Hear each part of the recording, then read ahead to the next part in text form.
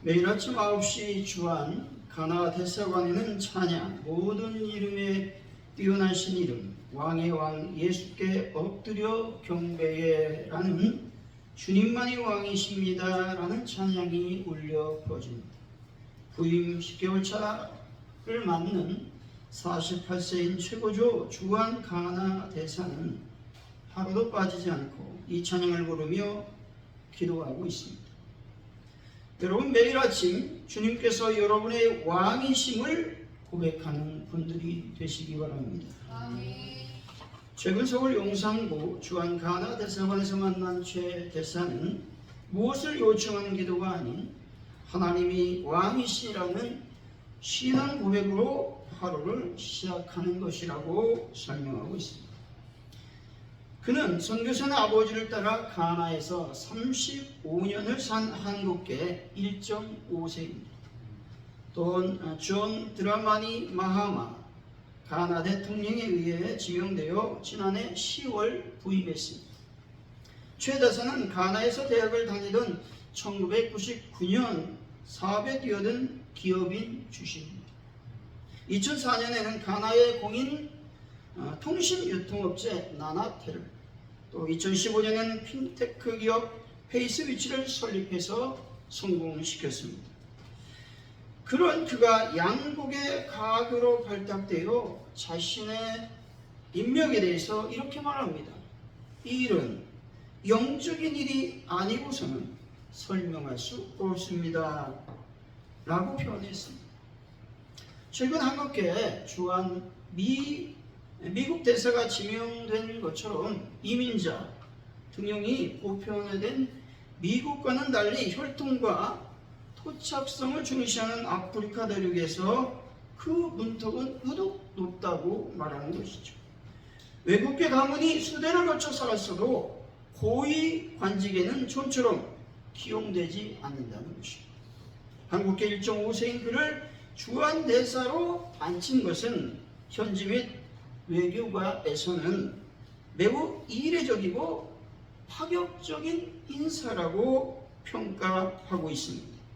여러분, 하나님만이 왕이신 삶을 살아서 파격적인 인생의 기적을 경험한 분들이 되시기 바랍니다. 대학 시절 영미권으로 유학을 떠날 기회가 있었습니다. 그때 아버지가 그를 설득합니다. 여기 남아서 공부를 계속한다면 너는 한국에서 필요로 하는 큰 인물이 될 것이다. 최 대사는 아버지가 무언가를 알고 말씀하시는 것이 아니라 그럼에도 그는 순종했습니다. 그 이유는 다름이 아니었습니다. 하나님께서 인도하시는 아버지의 삶을 보았기 때문이라고 간증합니다. 최 대사는 신앙은 가르침이 아니라 삶이고 그냥 살아내는 걸 옆에서 보여주는 게 가장 큰 가치라고 밝히고 있습니다. 이어 나에게 성공은 자녀들에게 존경받는 아버지가 되는 것이며 지위가 아닌 하나님 앞에서 정직하게 삶을 살아낼 때 자녀들에게 존경받을 수 있다고 덧붙이고 있는 것입니다. 여러분, 나의 삶을 통해 가족과 이웃과 또 친구에게 존경받아 수많은 영혼들을 전도하는 분들이 되시기를 바랍니다. 최 대사는 선교사 자녀는 부모 선교사의 부산물이 아니라 하나님께서 그 땅의 문화와 언어를 입혀 미리 준비시킨 거룩한 다음 세대 선교의 열쇠라고 말하고 있습니다. 선교사 자녀들을 훈련시켜 한국교회 다방면에서 한국 선교사 자녀의 새로운 동력과 잠재력을 발휘하게 될 것이라고도 최 대사는 말하고 있습니다. 주님만이 나의 왕일 때 우리의 삶은 놀라운 역사를 경험하게 된다는 것이죠. 최 대사의 신앙 고백은 다른 것이 아니었습니다. 주님만이 왕이십니다 라고 고백하고 있다는 것입니다. 하나님께서 그의 모든 삶을 이끌었기에 그는 이러한 삶을 살고 있다는 것이죠. 유도 혈통과 토착성을 중시하는 아프리카 대륙에서 고위관직에 임명된 것은 오직 하나님의 기적이었다 고백하고 있는 것입니다. 신앙 고백이야말로 하나님의 기적을 경험하는 통로가 된다라는 말씀인 것입니다. 사랑하는 성도 여러분, 신앙을 고백하는 삶을 살아서 삶 속에서 하나님의 기적을 경험하는 분들이 되시기를 예수 이름으로 간절히 축원드립니다. 오늘의 말씀은 예수님께서 당신의 공생애를 중간 결산하는 장면의 말씀이죠. 본격적으로 십자가 순환 사건을 위하여 당신 스스로와 제자들을 준비 시작하는 일대 전환점이 있는 사건입니다. 본문은 약 3년에 걸쳐 공생의 결과를 베드로의 신앙 고백을 통하여 정리하시는 장면이기도 한 것입니다. 베드로의 신앙 고백의 사건은 십자가 순환 사건으로부터 약 2달 전쯤의 일입니다. 베드로의 신앙 고백은 예수님께서 공생의 기간 동안 제자들과 함께 동고동락하며 가르치던 예수가 바로 그리스도 즉 메시아이며 또한 하나님의 아들이라고 말씀하고 있는 것입니다. 오늘 말씀을 통해서 신앙을 고백하면 이라고 하는 제목으로 여러분들이 신앙을 고백하면 어떤 삶을 살 수 있을지 하나님의 은혜를 나누도록 하겠습니다. 신앙을 고백하면 어떤 삶을 살 수 있을까요? 첫째, 복된 삶을 살 수 있다고 성경은 말씀하고 있습니다. 우리 17절이죠. 한번 읽어보겠습니다. 시작. 예수께서 대답하여 이르시되 바요나 시몬아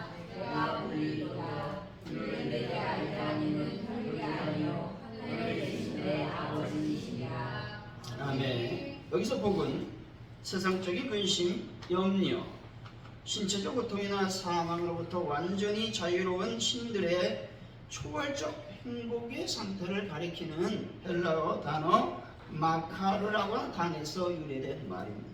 따라서 이 복은 외부의 환경, 물질, 운, 조건, 그 변화에 흔들리지 않는 하나님과의 바른 관계 속에서 오는 영혼의 내적이고 영원한 복을 의미합니다.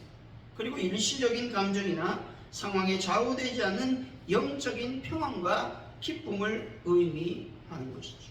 베드로가 받은 복은 거룩하신 하나님으로부터 직접 특별한 계시를 깨닫고 누리게 된 은혜의 상태를 뜻하고 있다는 것이죠. 이 복은 영적인 차원에만 국한되지 않습니다. 삶의 구체적인 물질적, 현실적인 복까지 포함하고 있는 복이라고 하는 것입니다. 결국 예수님께서 3년 동안 제자들에게 가르치고 교육시킨 것은 바로 예수님 당신 자체가 하나님의 아들, 즉 하나님이라고 하는 신성을 가르치셨다는 것이죠. 그리고 예수님 당신이 그리스도, 즉 메시아라고 말하고 있는 것이죠. 다시 말해 인류의 죄를 짊어지고 십자가에 철저한 고통을 당해 인류의 죄를 대속할 것이라고 지금 말씀하고 있는 것입니다. 여러분, 예수님께서 나의 죄를 지고 십자가에 돌아가신 유일한 구원자이심을 믿는 분들이 되시기를 바랍니다. 베드로가 받은 복은 환경에 지배되지 않는 하나님과의 관계 속 영원한 영적 복이자 특별한 계시의 은혜였던 것입니다. 다시 한번 말하지만 현실적인 복뿐만 아니라 영적인 복까지 포함하는 전인적인 복을 베드로가 받았다라는 것입니다. 그렇다면 베드로가 받은 복이 과연 베드로에게서만 그쳤겠느냐 하는 것입니다. 아니라는 것이죠. 그 베드로에게 또 사도, 또 교부, 또 초대교회, 기타 등등의 신앙의 선지들을 통해서 나에게까지 하나님의 영적인 복이 흘러 들어왔다라는 것입니다. 여러분, 하나님께서 주신 영적인 복인 기쁨과 평안, 형통과 재정의 기름을 받는 분들이 다 되시기를 바랍니다. 1893년 제물포에서 복음을 받아들인 이승환은 고향인 강화도로 들어와서 노무를 전도했습니다. 그는 제물포에 부임한 조지 존슨, 한국명으로 말하면 조건시 선교사에게 어머니의 세를 요청하게 됩니다. 그러나 이 지역 양강 가문이 서양 선교사의 입성을 막아버렸습니다.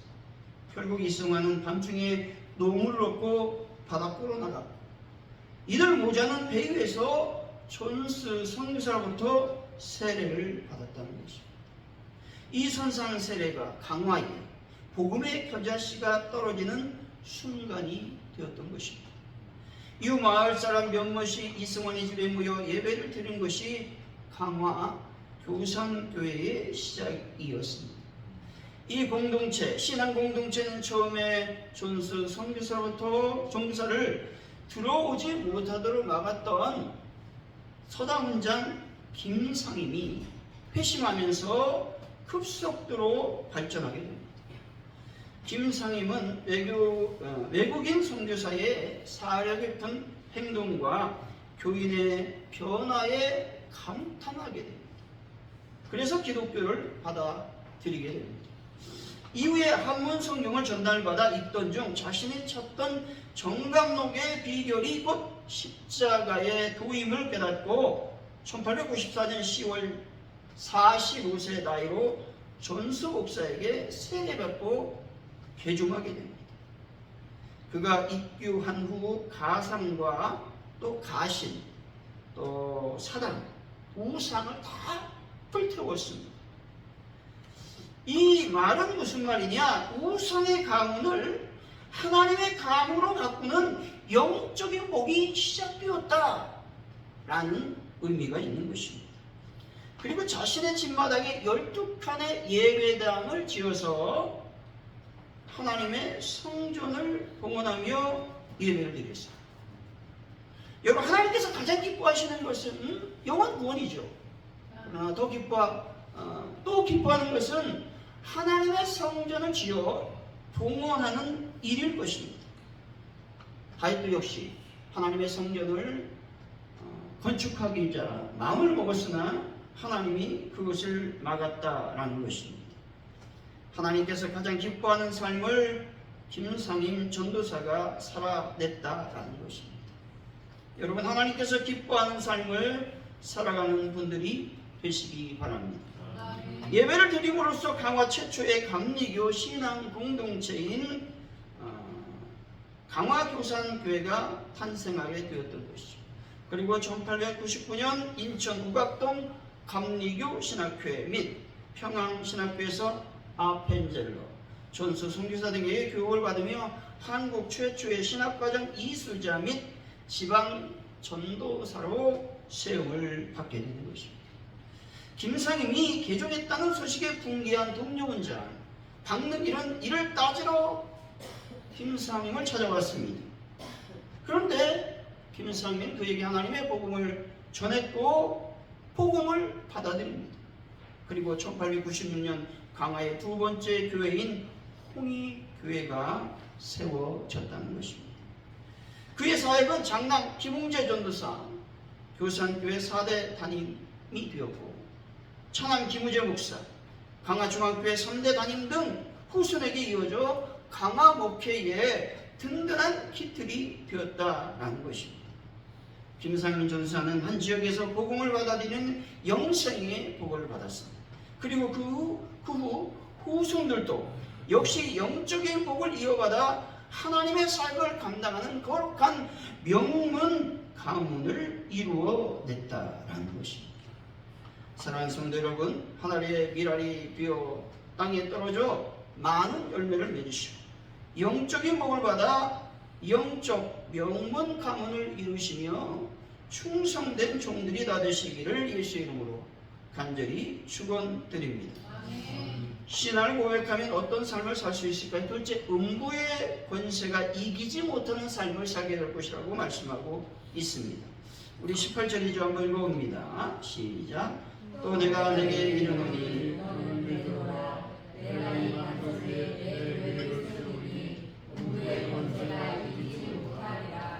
아멘. 여기서 음부라는 말은 헬라 언어로 보면 지하세계, 죽은 자의 거처라는 의미가 있습니다. 음부의 권세라는 말은 음부의 문이란 말로써 음부로 들어가는 문에 항상 죽음이 따르게 된다라는 의미가 있습니다. 그런데 교회는 이런 죽음의 권세가 이기지 못하는 능력이 있음을 여러분이 믿으시기 바랍니다.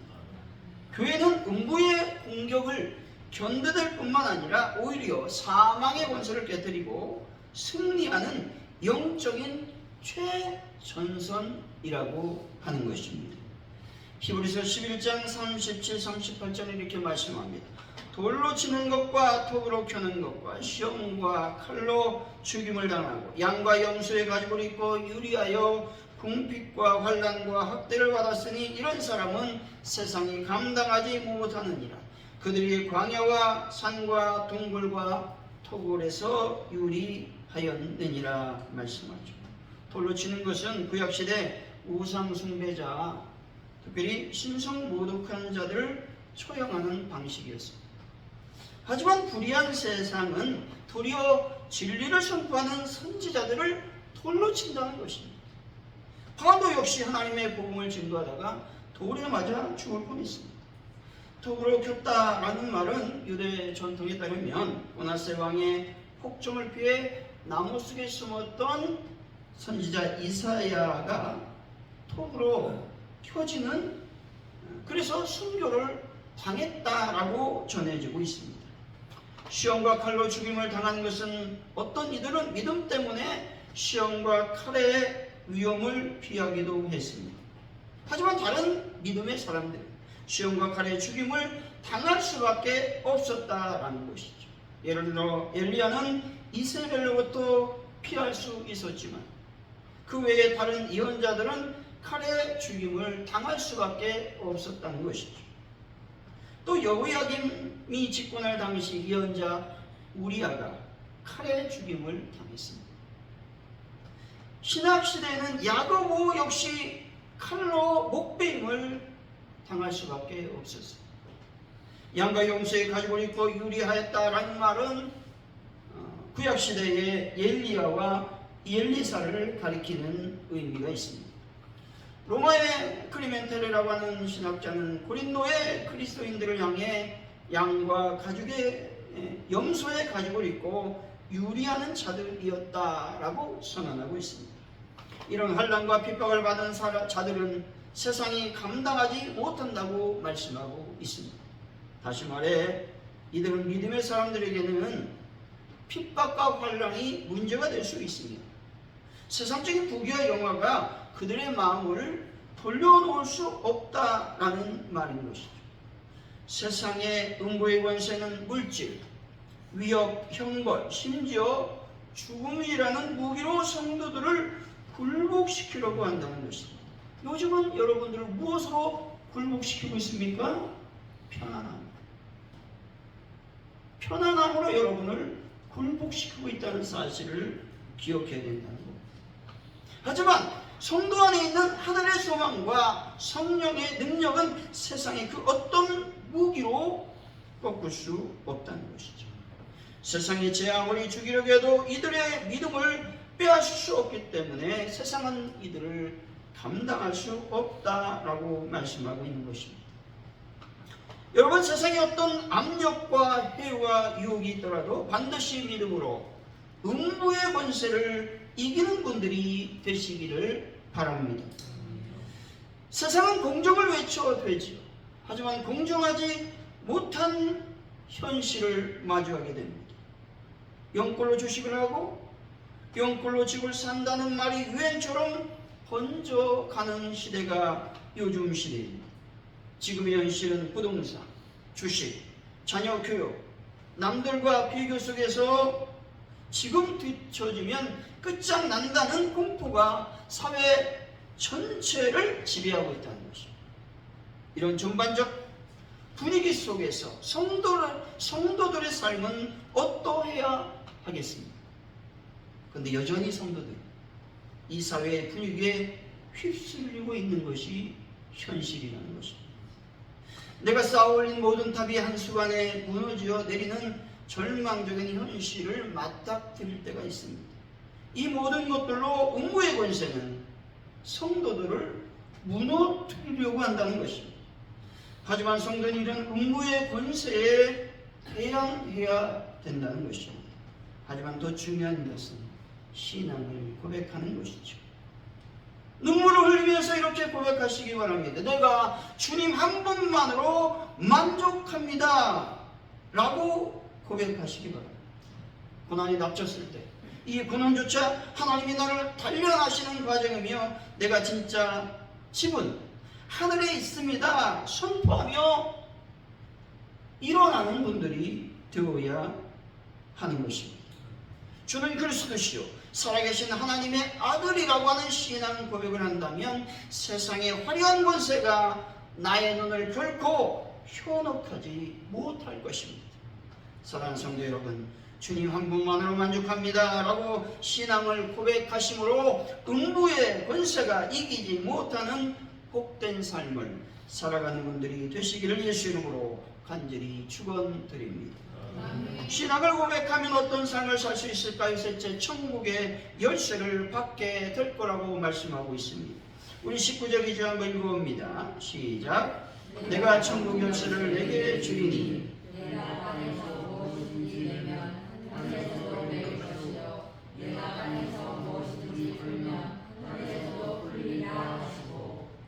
여기서 열쇠는 청직으로 임명된 자에게 주어지는 어떤 것이죠. 다시 말해 창고 관리에 대한 전권을 위임하는 표식으로서 열고 닫을 수 있는 권위를 상징하는 단어가 열쇠입니다. 그리고 천국은 지금까지 이야기되고 있는 교회를 의미하고 있다는 것이죠. 곧 광의적인 의미에서 그리스도의 교회를 가리키는 말이 천국이라고 하는 말씀입니다. 장차 세워질 교회에서 어떤 특별한 권한을 부여하시겠다 약속하고 있습니다. 천국의 열쇠의 권한은 12사도를 대표하는 베드로, 또 12사도, 그리고 더 나아가 그리스도 교회 전체를 가리키고 있습니다. 그렇다면 천국의 열쇠는 무엇을 의미하는 것일까요? 그것은 베드로로 대표되는 교회가 계시에 의해 점차 깨달아지는 천국을 선포하는 것을 의미한다는 것이죠. 이렇게 복음을 선포함으로써 상당수의 사람들에게 천국을 열어주지만 또한 상당수 사람들에게 천국의 문을 닫아버리는 것을 가리키고 있습니다. 이게 무슨 말이냐? 천국의 열쇠는 천국의 복음의 문을 여는 열쇠라고 해도 무방한 것인데, 땅에서 푼다라는 말은 복음을 맡은 사람들이 땅에서 그 복음을 열심히 사람들에게 증거하는 것을 말합니다. 그럴 때 하늘에서 풀린다라는 말은 곧 천국의 문이 열려 그 복음을 듣고 있는 자들이 천국으로 들어갈 수 있다라는 의미가 있습니다. 또 이와 반대로 땅에서 맨다라는 말은 복음을 맡은 자들이 이 땅에서 복음을 증거하지 않는 것을 말합니다. 그럴 때 하늘에서 맨다라는 것은 천국문이 닫혀서 아무도 천국에 들어가지 못하게 된다라는 의미가 있다는 것이죠. 그러니까 복음을 증거하지 않으면 우리는 어떤 죄를 짓는 거예요? 천국의 문을 막는, 천국의 문을 방해하는 그런 자가 될 수밖에 없다고 성경은 말씀하고 있다는 것이죠. 또 매고 푸는 권세가 믿는 자에게 주어졌다고 말씀하고 있죠. 그렇다면 성도는 과연 어떤 삶을 살아야 될까 하는 것이죠. 풀어주는 사람이 되어야 한다는 것이죠. 다시 말해 이해하고 용서하고 사랑함으로 이 땅에서 저주받은 인생으로 살아가는 사람들을 그 저주에서 풀어주는 사람이 되어야 한다는 것이죠. 병고에 묶여있는 자들은 그 병고에서 풀어주고, 또 무지에 묶여있는 자들은 그 무지에서 풀어주며, 욕심에 묶여있는 자들은 그 욕심에서 풀어주는 사람이 되어야 한다는 것입니다. 여러분, 만민에게 복음을 진도하심으로 만민에게 천국의 길을 열고 또 묶인 것들을 풀어주는 분들이 되시기를 바랍니다. 이사서 22장 22절의 말씀이죠. 내가 또 다윗의 열쇠를 그의 어깨에 두리니 그가 열면 닫을 자가 없겠고 닫으면 열 자가 없으리라. 본절은 다윗의 왕권을 영원히 계승하시고 하나님 나라의 모든 권세를 가지실 참된 통치자는 오직 예수 그리스도이시다 라고 말씀하고 있는 것입니다. 여러분, 오직 예수 그리스도의 복음의 열쇠를 우리가 받았으므로 이제 복음의 열쇠로 묶인 것들을 풀어주는 분들이 되시기 바랍니다. 지금 이 시간 여러분들에게 예수님은 질문하십니다. 너는 나를 누구라 하느냐라고 말합니다. 한 주간 우리의 과제는 다른 것이 아닙니다. 예수님이 과연 나에게 어떤 존재인지를 그 물음에 답을 찾는 한 주간이 되었으면 좋겠습니다.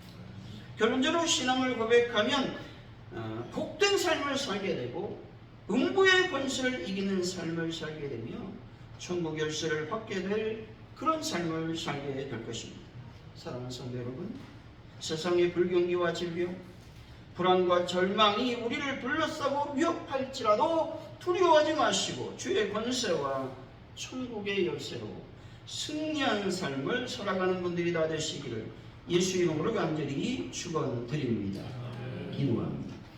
하나님 아버지, 감사합니다. 오늘도 내가 과연 신앙을 고백하고 있었는지 한번 점검해보는 시간을 갖기를 원합니다.